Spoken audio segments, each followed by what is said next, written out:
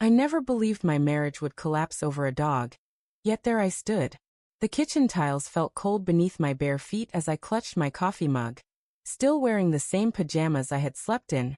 Watching my husband of 10 years pack his life into a black suitcase, as if he were preparing for just another business trip.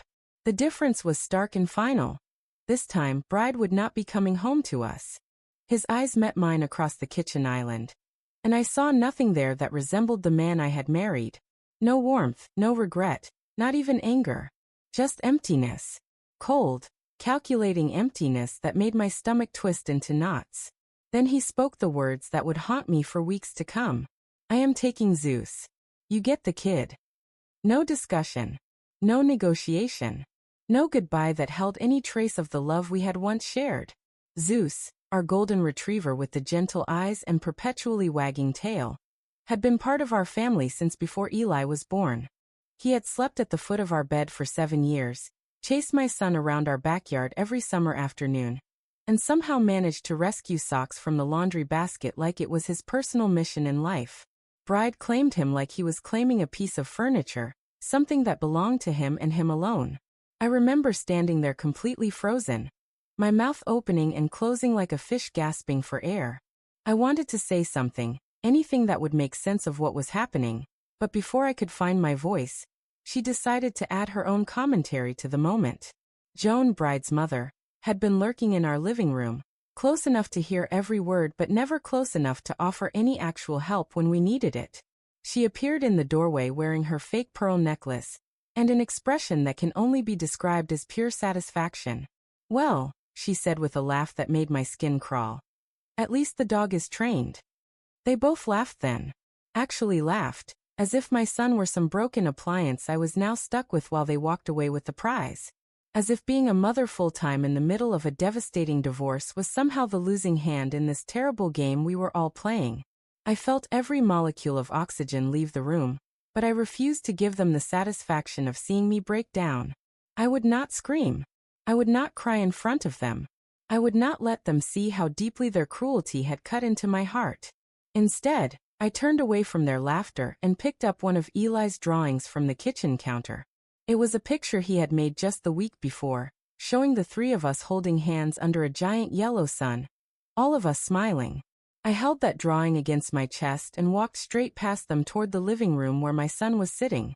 Eli was 9 years old, cross-legged on our carpet, wearing his favorite superhero headphones and coloring in one of his comic books. He had not seen the storm that was tearing apart around him. Not yet. His innocence was still intact, and in that moment, I made myself a promise that would guide every decision I made from that day forward. He would never think he was the problem. He would never believe that he was unwanted or unloved or somehow less valuable than a dog. Let Bride take Zeus. Let Joan think she had won some kind of victory. I would take my son, and I wanted him more than anything else in the world. I was going to protect him from everything, especially from the people who could laugh at a child's pain without feeling any shame. But that is not the part of this story I came here to tell you today. The part you need to hear is what happened 3 weeks later on the day we went to court. That is when my son, my sweet, quiet, observant Eli, walked up to the judge with his shoulders back and his voice steady, and asked a question that changed everything. "Your Honor, may I read what my father texted me last night?" The entire courtroom fell into the kind of silence that makes your ears ring. The judge raised both eyebrows and leaned forward in his chair. Bride's lawyer turned so pale I thought she might actually faint. Joan, sitting behind us in her navy blue blazer with that smug expression permanently etched on her face, looked like she had swallowed her own tongue. In that moment, right there in front of everyone who mattered, my 9-year-old son held something more powerful than any lawyer could ever wield. He held the truth. And for the first time in years, the adults in that room had no choice but to listen to what he had to say. But let me take you back to the beginning of this story, so you can understand why that moment in court changed absolutely everything for both of us. This was not just one bad fight that got out of hand. It was not one toxic comment that crossed a line. This was years and years of quiet erosion, systematic gaslighting, and Bride making me feel like I was always overreacting, always too emotional, always the one who was ruining everything good in our lives. The manipulation was subtle but constant, like water dripping on stone until it eventually wears away everything solid. When Eli cried after Bride yelled at him for being too loud or too messy or too much like a normal child, it was somehow my fault for not teaching him to toughen up. When I asked Bride for help with household responsibilities or parenting duties, I was nagging him and being unreasonable. When I finally found the courage to say I wanted out of our marriage, he told everyone who would listen that I was unstable, and that he was just trying to hold our family together against impossible odds. The most devastating part was that people believed him. They always did, because Bride possessed the kind of charm that could convince anyone of anything. He had a great smile, he was good with words, and he was the type of man who called waitresses sweetheart, and somehow made it seem endearing instead of condescending. To the outside world, he appeared to be the perfect husband and father who was sadly married to a woman who could not appreciate what she had. But Eli saw things that no one else was paying attention to. He saw how his father's face would change the second we were behind closed doors and away from witnesses. He saw how I would stop mid-sentence whenever Bride walked into a room, afraid of saying something that would set him off. He noticed that I had stopped laughing, really laughing, the way I used to when he was smaller. When Bride took our dog and walked out of our lives like we were yesterday's leftovers, Eli did not cry or throw a tantrum the way you might expect a 9-year-old to react. Instead, he sat next to me that night holding Zeus's old collar in his small hands and said something that broke my heart into 1,000 pieces. "I do not think Dad likes us very much, Mom." That was the beginning of the end of my marriage, and unknowingly, it was also the start of the truth finally coming to light. When most people picture a single mother going through a custody battle, they imagine chaos and drama. Screaming matches, doors slamming, police being called to mediate domestic disputes. But that is not how mine began. My custody battle started in silence. It was the silence that follows a tornado, not noisy or destructive, but empty and hollow and somehow more devastating than any storm could be. Every drawer Bride emptied, every coat he took from our closet, every personal item he claimed as his own echoed through our house like a whisper saying the same thing over and over again. He is gone, and he is not coming back. At first, Eli did not ask very many questions about why his father had left or when he might be coming home. He just kept drawing and sketching, creating superheroes and sunset landscapes, and sometimes pictures of Zeus wearing a cape like he was some kind of rescue dog superhero. I pretended that everything was fine, and that we were going to be perfectly okay without Bride. I overcompensated in every way I could think of, making homemade lunches with handwritten notes tucked inside, reading extra bedtime stories, and letting Eli fall asleep in my bed most nights because he had suddenly become afraid of the dark again. He had not been scared of sleeping alone since kindergarten. Our little 2-bedroom apartment was not fancy or impressive, but it belonged to us.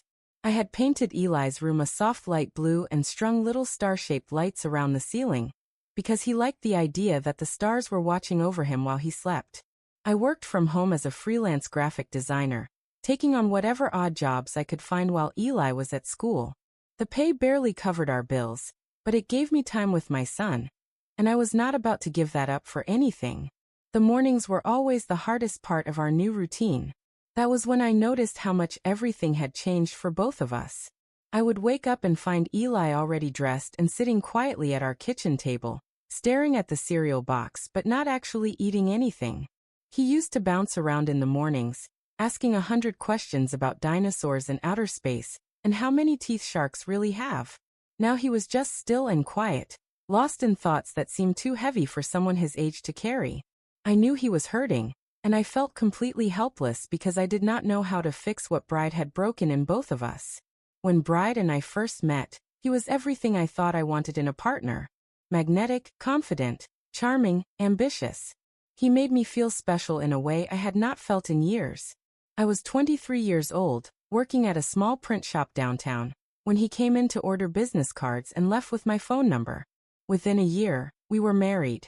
By the time Eli was born, I had already started making excuses for Bride's behavior without even realizing I was doing it. At first, it was just little things that seemed insignificant. He would forget to pick me up after work and I would tell myself he was just busy. He would make jokes about me letting myself go, right after I gave birth to our son. And I would convince myself it was just his way of being playful. He called it banter. I called it having a bad day. But those bad days slowly turned into a pattern that became impossible to ignore. Bride controlled our finances, the temperature in our house, and the way I was allowed to parent our child.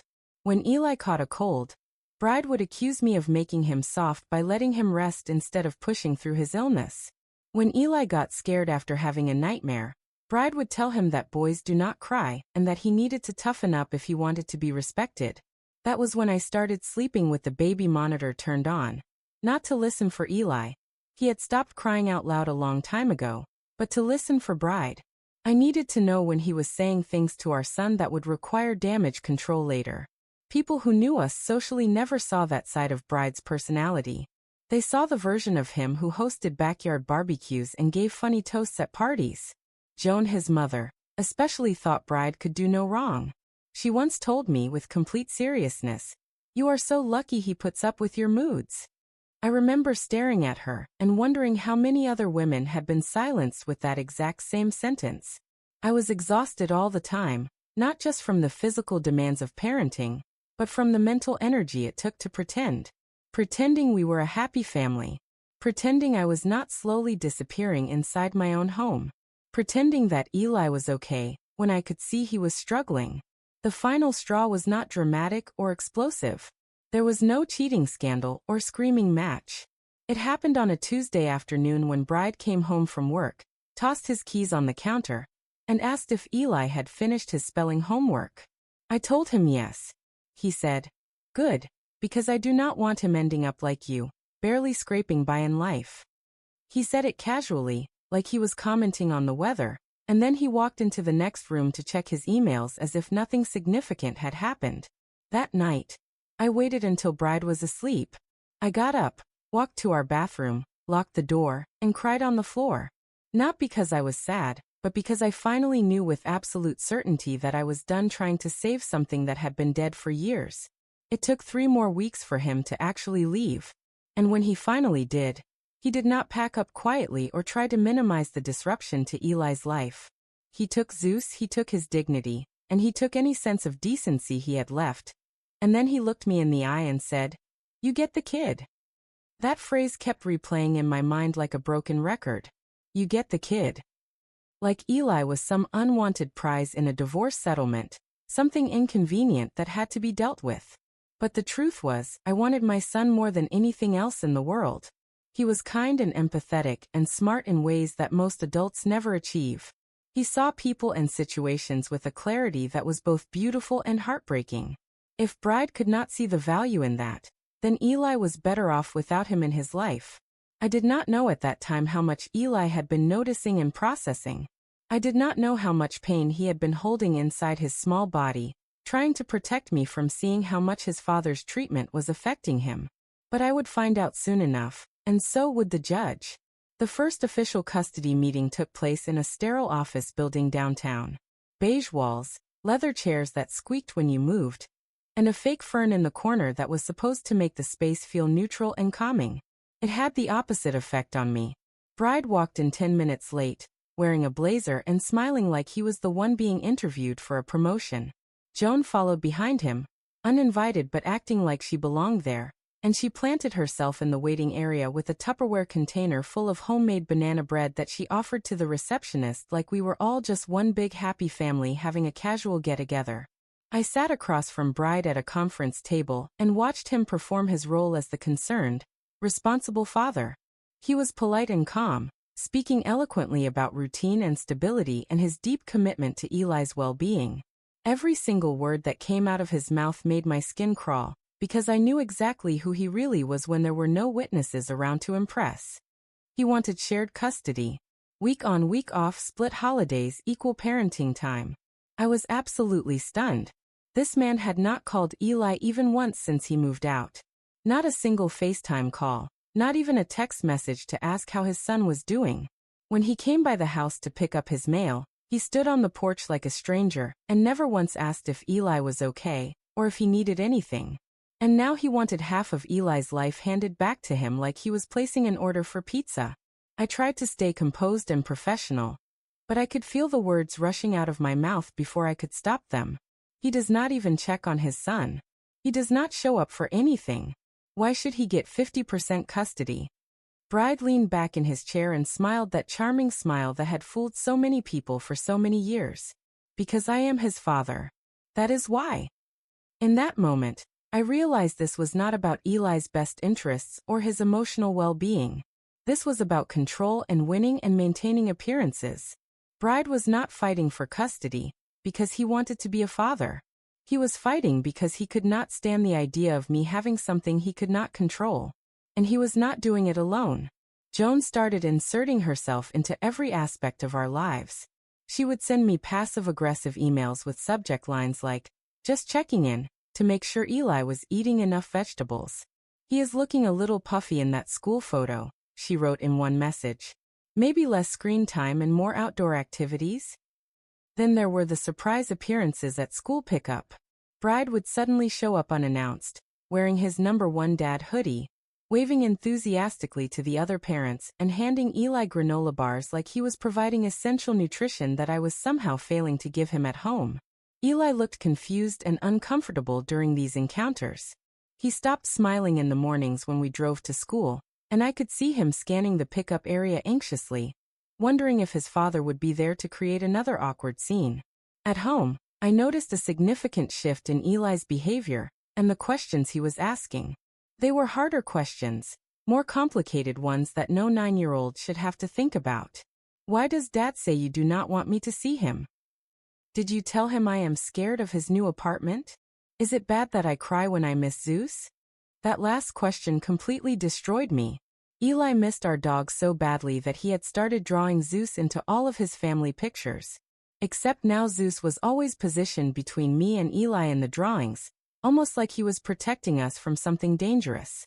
One night, Eli came to my bedroom and whispered something that made me want to march over to Bride's apartment and confront him immediately. "Dad told me not to tell you this, but he says you cry too much and that I will be messed up if I live with you all the time." I sat down on the floor in our hallway and just held my son as tightly as I could. I did not cry, even though I wanted to more than anything. I could not afford to give Bride that satisfaction or prove his point in any way. Instead, I started documenting everything. I kept a detailed journal of every interaction, saved screenshots of every manipulative text message, and made copies of the emails Joan accidentally sent directly to me instead of to Bride. Messages like, "If Eli does not learn proper discipline soon, he will end up just like your side of the family." Meanwhile, Bride was getting bolder and more obvious with his manipulation tactics. He started sending Eli text messages designed to make me look like the villain in our family's story. "Your mom says no to the movies again. What a surprise. I wish I could see you more often, but your mom wants to keep you away from me." It was textbook parental alienation, designed to turn Eli against me and make him believe that I was the reason his father was not more involved in his life. But trying to explain that concept to a family court judge felt like trying to prove that ghosts exist. The damage was emotional and psychological, not physical, which made it almost impossible to document in a way that would hold up in court. My lawyer, Denise, was careful but honest with me about our chances. She explained, "Unless there is clear evidence of abuse or something concrete documented on paper, judges tend to favor shared custody arrangements. They will not favor one parent over the other without solid proof of wrongdoing." Evidence. That word haunted me for weeks because most of the damage Bride had inflicted on both me and Eli was not the kind that left visible marks or clear documentation. It was emotional erosion, slow and steady and deliberately designed to be difficult to prove. Eli was being slowly eroded, and I felt powerless to protect him from it. The court date was officially set for 3 weeks later. I spent every single night going through our text message chains, organizing diary entries by date, and building what felt like the quietest legal case in history. I was preparing to fight a war with whispers and subtle cruelties and psychological manipulation that most people would never recognize as abuse. Then one night, I went to check on Eli before going to bed and found him sitting up under his starlights, his face pale and drawn, holding his tablet in his small hands. "Mom," he said, his voice barely above a whisper, "I do not think Dad meant for me to see this." He handed me the tablet, and I scrolled through the messages with my stomach twisting into knots with every word I read. There it was in black and white text, everything I needed to prove what kind of person Bride really was.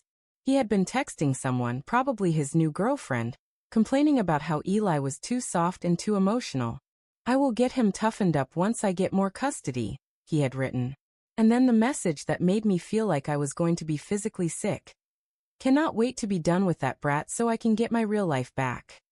Eli looked at me with tears in his eyes and asked the question that broke my heart completely. Is it my fault that he does not want me? I felt every cell in my body go cold with rage. "No," I said immediately. "No, baby. You did not do anything wrong. You are perfect exactly the way you are. Your father is the one who is broken, not you." That night, I knew we finally had our evidence. Not just for the judge, but for Eli. He deserved to be heard and believed, and very soon he would have that chance. The night Eli showed me those text messages from his father, something fundamental shifted inside me. Up until that moment, I had been fighting just to survive the storm that was tearing our lives apart. But suddenly, I was not just reacting to Bride's manipulation anymore. I was ready to fight back with everything I had. I sat on Eli's bed holding his tablet, reading those horrible words over and over again until they were burned into my memory. "Cannot wait to be done with that brat so I can get my real life back. He cries like a baby, just like his mother. Completely useless." Bride had sent them to Eli by mistake, messages that were clearly intended for someone else. Maybe the woman he had been seeing, or one of his friends who listened to his sob stories about being stuck with a difficult ex-wife and a needy child. But now it was too late to take them back. Eli had seen them, and so had I. I took a deep breath and looked at my son. His face was pale, and he seemed to be trying to disappear into his blanket, like he could somehow make himself small enough that the words would not hurt anymore. He did not want comfort or reassurance. He wanted honesty. "Did you read all of the messages?" I asked gently. He nodded slowly. I did not want to keep reading, but I could not stop. I thought maybe I was being bad somehow, and that was why he wrote those things. "No," I said immediately, and I meant every word. "You are not bad, Eli. You are not useless or annoying or any of the things he said. He is wrong. He is so completely wrong about who you are." This was not just about winning a custody battle anymore. This was about breaking a cycle of emotional abuse, and making sure that Eli did not grow up thinking that love was something you had to earn by being quiet, by pleasing people who did not deserve your effort, by making yourself smaller so that other people could feel bigger. I printed out screenshots of every single message, labeled them by date and time, and backed them up on a flash drive. The next morning, I called Denise before I even had my coffee. Her voice changed when I read some of the messages to her over the phone. "This is significant," she said. "This could completely change the outcome of your case. But are you absolutely sure you want Eli to testify? That is a lot of pressure to put on a 9-year-old. The question stopped me cold. I had not even considered putting Eli on the witness stand. The idea of him being questioned by cold-faced attorneys and forced to relive all of this trauma in front of a room full of strangers made my stomach turn. He was just a little boy who had already been through too much. But then I remembered something he had said to me after Bride first moved out. "You always tell me to speak up when something is not right, Mom. Is this one of those times?" He wanted to speak his truth. That was the crucial difference. This was not me forcing him to be involved in adult problems. This was him asking for the chance to be heard. I sat him down at our kitchen table with some apple juice and graham crackers and asked as gently as I could, "Eli, you do not have to do this if you do not want to, but if you would like to talk to the judge about how you feel, I will be right there with you the entire time." He looked at me with an expression that seemed far too serious for his age and said, "Can I show him what Dad wrote about me? The judge needs to know the truth, right?" I had to blink back tears. "Yes, sweetheart. He absolutely needs to know the truth." The next few days passed in a blur of legal preparation. Denise arranged for all of our evidence to be officially submitted to the court. We created a timeline of events, built a comprehensive narrative, and filed the proper paperwork for Eli to give a formal statement that would be reviewed by the judge beforehand. Meanwhile, Joan started showing up at Eli's school again, trying to intercept him during dismissal. Once she attempted to hand him a wrapped gift, some kind of action figure, along with a little card that read, "Daddy is just fighting for you, sweetheart." Eli brought both items home and asked me a question that showed just how perceptive he really was. "Why does this feel like a trap?" Because it absolutely was a trap. I reported the incident to the school and to Denise, who filed an official complaint about Joan's inappropriate contact with Eli during an ongoing custody dispute. Bride, predictably, sent me a series of angry text messages accusing me of using our son as a weapon against him, and claiming that I was manipulating a child for my own selfish purposes. It was classic projection, blaming me for exactly what he had been doing for months. But I did not take the bait this time. Instead of responding with anger or defensiveness, I kept Eli close to me and focused on preparing him for what was coming. We talked every night, not about the specifics of the court case, but about his feelings, his fears, and what made him feel strong and confident. He asked thoughtful questions, and I answered them with complete honesty. No sugarcoating, no false promises about everything being easy. Just truth delivered in an age-appropriate way. The night before our court hearing, Eli could not fall asleep. He lay beside me in the dark, quiet but obviously anxious, and finally whispered, "What if the judge does not believe me when I tell him what happened?" I turned toward him and brushed his hair back from his forehead. "The truth does not need to be loud or dramatic to be real, sweetheart. You just need to speak from your heart. That is all you have to do." He did not say anything else after that, but he reached for my hand and held it tightly until he finally fell asleep. The next morning, we got dressed in careful silence. I put on a navy blue dress and simple pearl earrings. Eli wore his school uniform, freshly pressed, with his favorite red sneakers. He told me they made him feel brave. Outside the courthouse, Denise met us with her briefcase and a reassuring smile. Bride was already there, pacing back and forth in a charcoal gray suit, flanked by Joan and a man I assumed was his attorney. He glanced at me once across the parking lot. I did not look back. We walked through the security checkpoint, signed our names on the required forms, and took our seats in the courtroom. I looked down at Eli one more time and whispered, "Are you still sure you want to do this?" He nodded with determination. "I am ready, Mom." And for the first time in months, I truly believed that we were going to be okay. Because this time, the truth was not just written on paper or hidden in private text messages. It had a voice, and it belonged to the bravest person I had ever known. The courtroom was colder and more intimidating than I had expected. The walls were painted an institutional beige color, the chairs were stiff and uncomfortable, and everything smelled faintly of old paper and stale coffee. But what I remember most clearly was the silence. That thick, heavy silence that settles over a room before something important is about to happen. The kind of quiet where you can hear every small sound. The rustle of papers, the squeak of chairs, the beating of your own heart. Eli sat next to me at the petitioner's table, his feet swinging slightly above the floor as he tried to look confident and mature. He held his small notebook in his lap, the one where we had written down the main points he wanted to remember, just in case his nerves got the better of him. His red sneakers peeked out from under his dress pants, and I could see how tightly he was clenching his hands together. Across the room, Bride sat perfectly upright in his expensive suit, looking like he was auditioning for the role of devoted father. He glanced in Eli's direction once, but quickly looked away when he realized our son was watching him. Joan sat directly behind him, her lips pressed into a thin line, her eyes scanning the room like she was taking inventory of everyone who might be judging her family's business. When the judge finally entered, everyone rose to their feet as instructed. He was an older man with graying hair and wire-rimmed glasses, and he looked down at the thick file before him containing months of documentation about our case. He did not smile or make small talk. He was clearly here to do a job, nothing more. After all the formal procedures were completed, Bride's attorney stood to present their case first.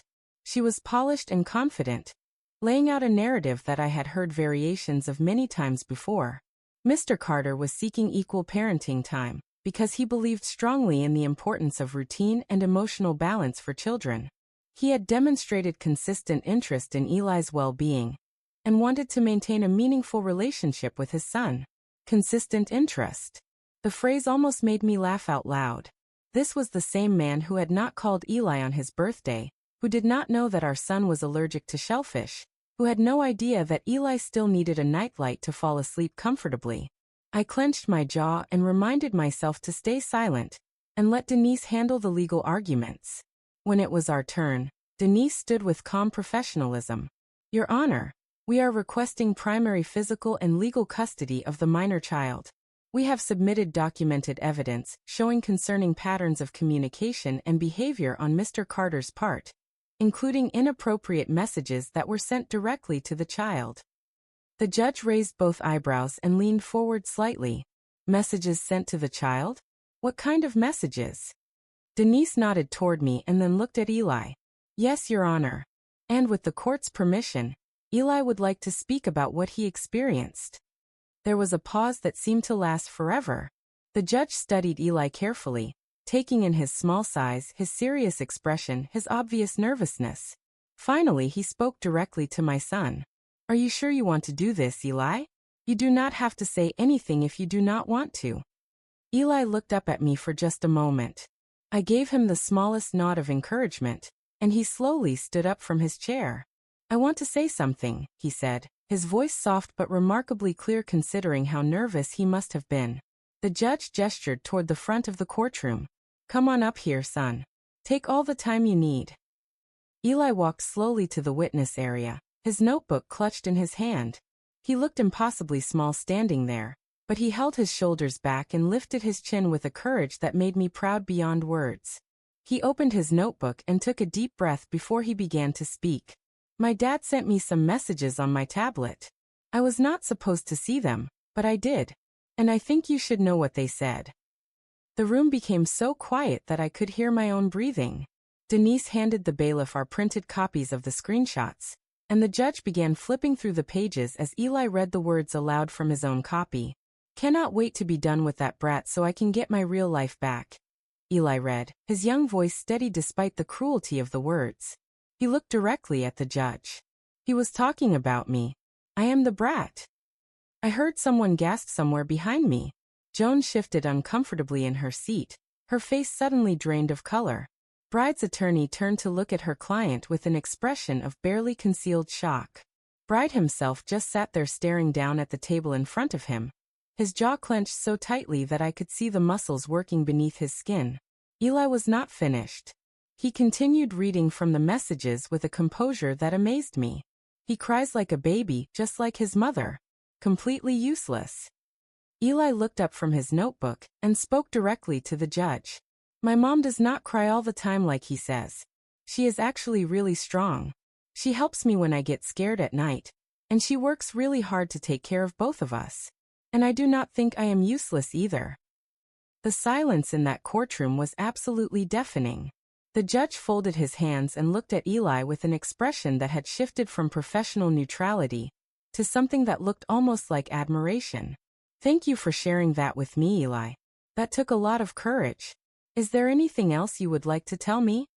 Eli hesitated for just a moment, then said something that will stay with me for the rest of my life. I do not want to live in a place where I feel like I am a problem that needs to be solved. I just want to feel safe and loved exactly the way I am.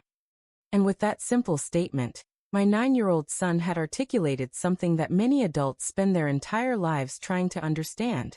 He walked back to me with his head held high, and I pulled him close, whispering, "You were absolutely perfect, sweetheart." He nodded against my shoulder, holding on to me a little tighter than usual, and I could feel some of the tension leaving his small body now that he had finally been heard. The judge cleared his throat and looked directly at Bride with an expression that had turned considerably colder. "Mr. Carter," he said, his tone sharp and unforgiving, "do you have any explanation for these messages that were sent from your phone?" Bride started to open his mouth, but his attorney quickly interrupted, requesting a brief recess to confer with her client. The judge denied the request immediately. "I have heard enough," he said firmly. "This court's primary responsibility is to act in the best interests of the child. Based on the documentation that has been presented, the testimony we have heard today, and most importantly, this young man's incredible honesty and maturity, I am awarding full physical and legal custody to Ms. Carter." I did not cry, not there in that moment. I just closed my eyes and took the deepest breath I had taken in months. It felt like I was finally able to fill my lungs completely for the first time since this whole nightmare began. Bride did not argue with the judge's decision. He did not stand up to make any kind of statement or plea. He just continued staring at the table, cornered by his own words and his own cruelty. Joan stood up and walked out of the courtroom before the proceedings were even officially concluded, her fake pearls and her smug attitude finally abandoning her when she realized there was no way to spin this situation in her son's favor. "And Eli?" the judge said, looking down at my son with genuine warmth. Eli looked up expectantly. "You did something very brave today. You should be proud of yourself." Eli smiled, really smiled for the first time in weeks. Then he leaned over and whispered to me, "Can we get pancakes now, Mom?" I laughed out loud, finally allowing myself to feel the relief and joy that had been building up inside me. "Absolutely, sweetheart. We can get anything you want." We did not talk about the courtroom or the judge or his father during the drive home. Eli rolled down his window and let the wind rush through his hair like nothing extraordinary had just happened. Like he had not just exposed the darkest parts of his father's character in front of a room full of strangers. Like he had not just changed the entire course of both our lives with his courage and his honesty. But that is exactly how children are built. They have this incredible ability to bounce back from situations that would destroy most adults, to find joy and normalcy even in the midst of chaos and uncertainty. We stopped at a small family diner on the way home. The kind of place with red vinyl booths and laminated menus and waitresses who call everyone honey. Eli ordered pancakes with whipped cream and chocolate chips, just like I had promised. I ordered coffee and found that I was too emotionally drained to actually drink it. Instead, I just watched my son eat, taking in every small detail of this moment that felt like a celebration. His tired eyes, the way he used his fork like a spoon to get every bit of syrup, the sound of his laughter when the whipped cream bottle made a funny squeaking noise. For the first time in months, maybe even longer, he looked genuinely peaceful and happy. "I did okay today, right?" he asked between bites. "You did so much better than okay," I told him.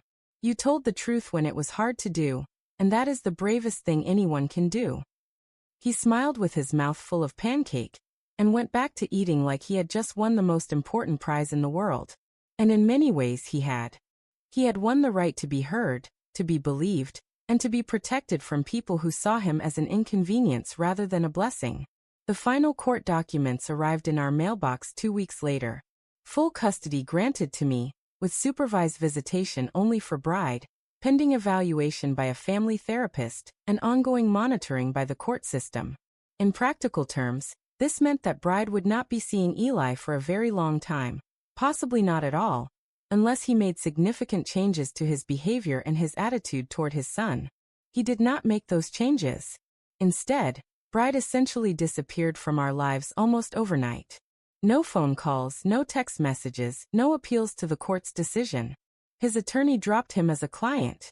Joan never reached out to ask about Eli, or to try to maintain any kind of relationship with her grandson. The last we heard about Bride, he had moved in with his new girlfriend somewhere across the state, and was telling people that he was starting fresh, putting his past behind him. I suppose that is what cowards do when they are confronted with the consequences of their own actions. They run away and pretend that the people they hurt never existed in the first place. At first, I kept waiting for the other shoe to drop. I thought maybe Bride would find some legal loophole, or try to manipulate the situation again, but the silence held. And in that silence, something absolutely incredible started happening. Eli began to come back to life in ways that I had almost forgotten were possible. He started drawing again, not just little sketches to pass the time, but elaborate comic strips with bold colors and imaginative storylines. He created a whole series of adventures featuring a cape-wearing mother, who saved the day with homemade waffles, and the power of telling the truth. I hung every single drawing on our refrigerator like they belonged in an art gallery. He began sleeping through the night again without nightmares or fear. No more creeping into my bed at 2 in the morning, because he was scared of shadows or bad dreams. He was able to relax and rest in a way that children should be able to do naturally. Most importantly, he started laughing again. Real, genuine laughter that came from deep in his belly. He asked endless questions about space exploration and ocean creatures, and whether dinosaurs actually had belly buttons. The sparkle of curiosity and wonder was finally returning to his eyes. As for me, I started breathing again, taking deep, full breaths that filled my lungs completely instead of the shallow, anxious breathing I had been doing for years without even realizing it. I was able to take on better freelance clients, work more reasonable hours, and start putting money aside for things like soccer cleats and piano lessons and family vacations. Things I had not been able to afford when every spare dollar was going toward legal fees and therapy sessions. I even joined a local book club, nothing dramatic or life-changing, just a group of women who met once a month to discuss novels and drink wine and share the kinds of conversations that remind you there is a whole world outside of your immediate problems.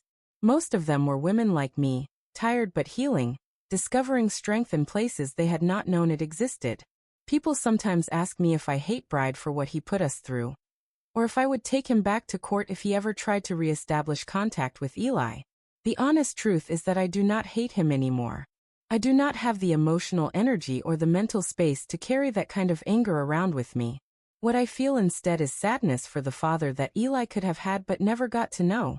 Sadness for the man who could have been someone's safe harbor, but chose control and manipulation instead.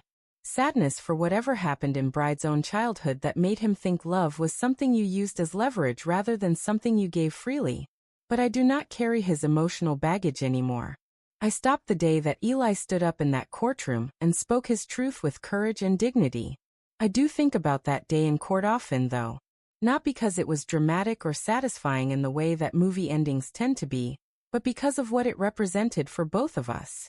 It meant that Eli's voice mattered, that he could be heard and believed and taken seriously, not dismissed just because he was young or small, or told what to think by adults who claimed to know better.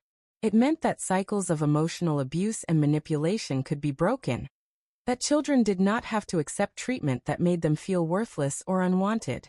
It meant that truth, even when it is quiet and comes from unexpected places, has more power than charm or manipulation or fake smiles.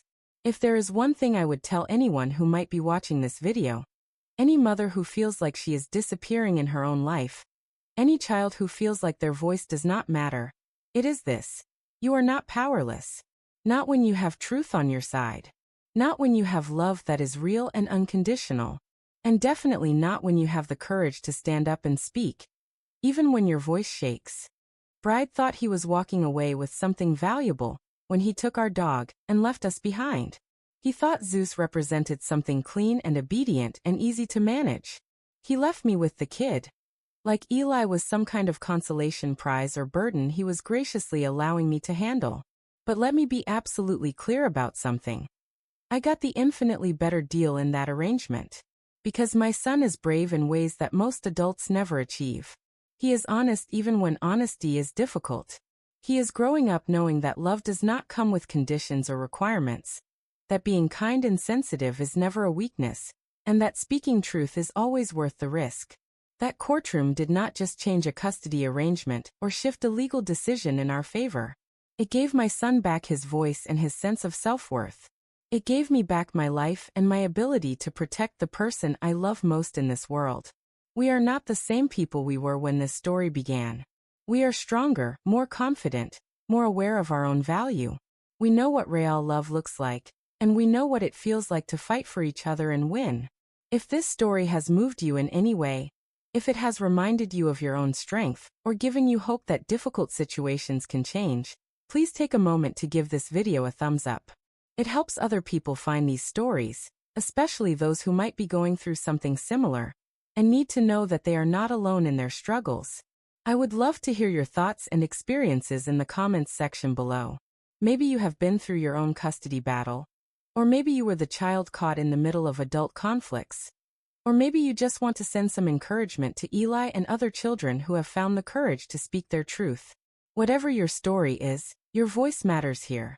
If you have not already done so, please consider subscribing to this channel and turning on notifications so you will not miss future videos. I share real stories about resilience, family dynamics, and the quiet strength it takes to speak honestly even when that honesty is uncomfortable or challenging. Thank you for taking the time to listen to our story. Take care of yourselves, and remember to take care of the people you love most. The truth will always find a way to be heard, especially when it comes from the heart of someone brave enough to speak it.